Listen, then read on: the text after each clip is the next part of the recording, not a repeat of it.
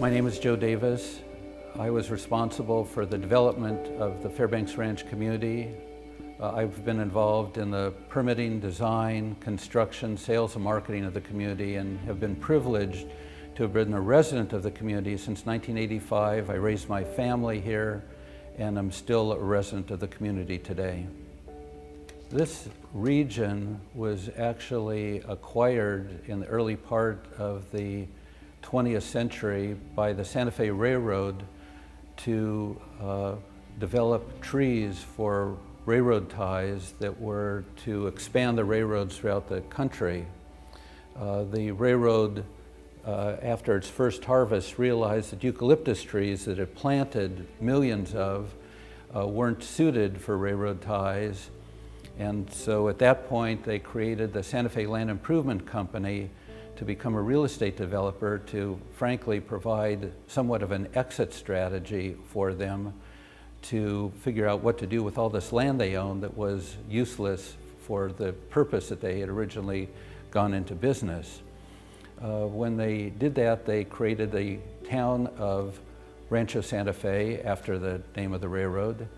And Douglas Fairbanks and Mary Pickford bought about 3,000 acres from the Santa Fe Land Improvement Company in the mid-20s to have what was ostensibly two purposes. One is an escape from Hollywood life because they were America's sweetheart and the famous Zorro character at the time. And also Fairbanks had this view of creating a fine estate of citrus trees and cattle grazing that would be his hobby.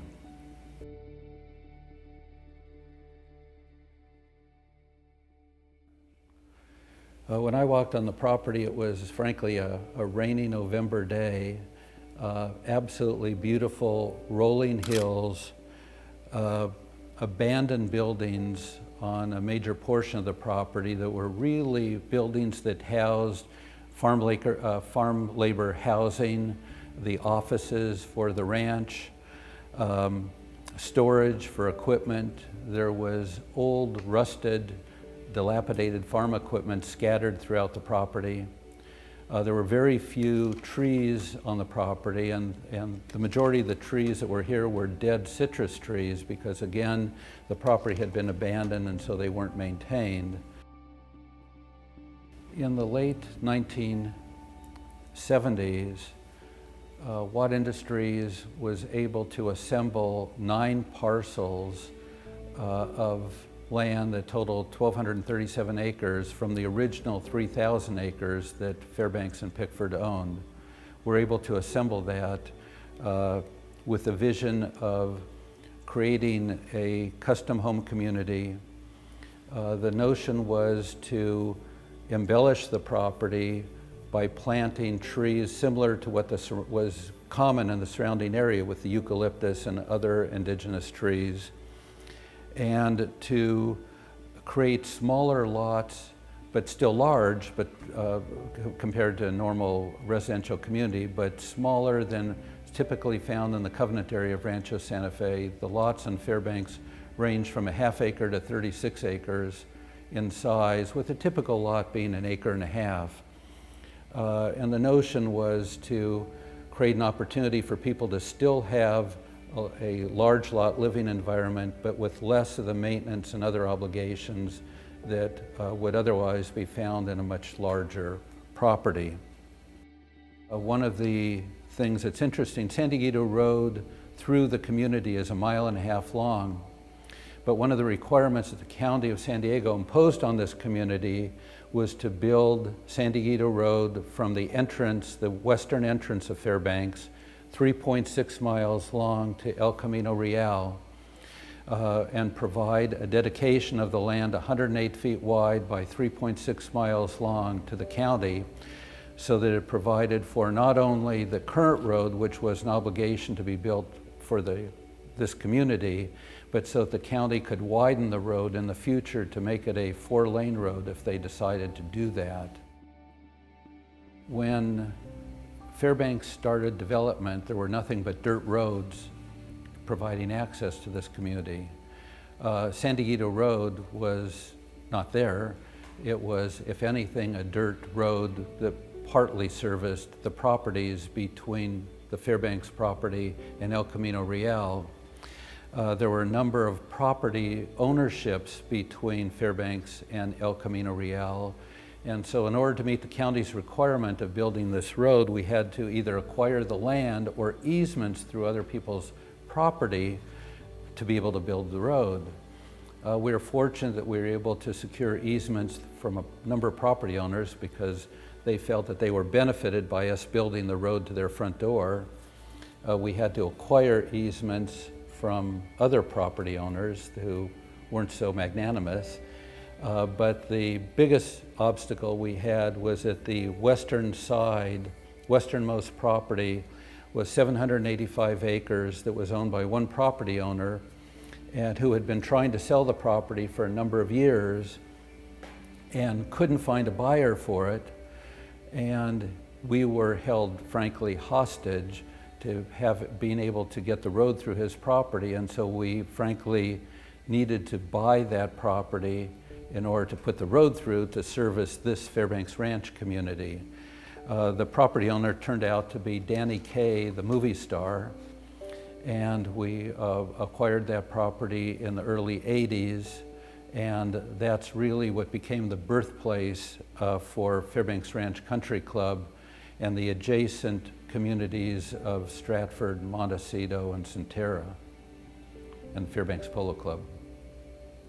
The other thing that we tried to do was to provide assets to the community that weren't generally in the region. Again, you have to remember this is the late 70s. We built a sewer treatment plant. There was very little sewer in this region. We brought natural gas to all the homes here. There was no natural gas in the Covenant area.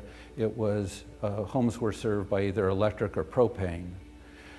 We brought cable television to the community. There was no cable in this area at the time. All the utilities were put underground rather than having electric lines and cable lines and other poles throughout the community, which we thought made a much more attractive community. And probably most importantly, made all the streets private, gate controlled, which we thought added a level of both security and ambiance to the community that would be well received by the potential residents. The early 80s was a very difficult time for most business, but particularly the real estate industry. Inflation was double digit. Interest rates on borrowings was very expensive. Of course, the maximum amount of funds that were needed to get this infrastructure that I previously mentioned into the ground was at the front end of the project, right when all these adverse effects of the economy were being realized. We had nearly $100 million invested at that time with outstanding loans and equity during this critical period of time, and sales weren't as brisk as we had all hoped. There was a great concern among a number of people, our partners as well as management within the WAD organization, of whether this was going to be a viable community and whether we should take a different approach. So we engaged the services of, at the time, who was well known as one of the most well-renowned real estate marketing analysts that there was in the industry, who did a detailed study and came to us one famous day. We took the boardroom of the clubhouse and had a meeting, and he sat at the end of the table, and I will never forget it, where we were all sitting there feeling pretty glum and looking for any ray of hope that we could find in any way. And he sat at the table with his hands up and said, "Stop everything, stop everything." And we sat there quietly and tried to figure out, what is he talking about? And he went on to his monologue about how this community could not endure and we needed to stop the entire project and redesign it and make it more of a conventional subdivision with tract homes, and that was the way we were going to cure our problem and get out of the project. And we walked away from that with great trepidation, and over the objection of a lot of our colleagues within our own organization, Ray and I had lots of conversations and agreed we were going to stick it out, and we were going to toughen it up, and we were going to do what we need to do to make it a success. And we were fortunate. It took a while. It didn't happen overnight, but after a number of years, it did turn out that the project was well respected and well received by the community, and it became a success.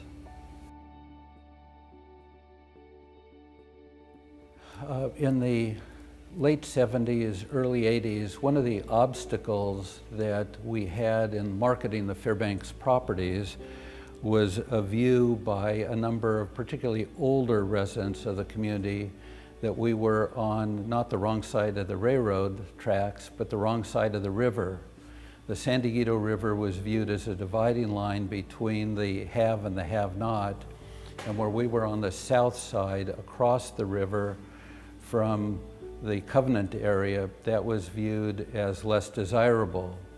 So we had great resistance to our properties. We were also the so-called new kids on the block. It was viewed as a pioneering effort by a number of people because it was new and untested and the wrong side of the river. And so it really took a period of time for the community to get established, for homes to be built, for a reputation to start to be developed before sales really started to accelerate and the project became a success. It really was, but it took until the mid-80s and moving into the later 80s before that success was really realized.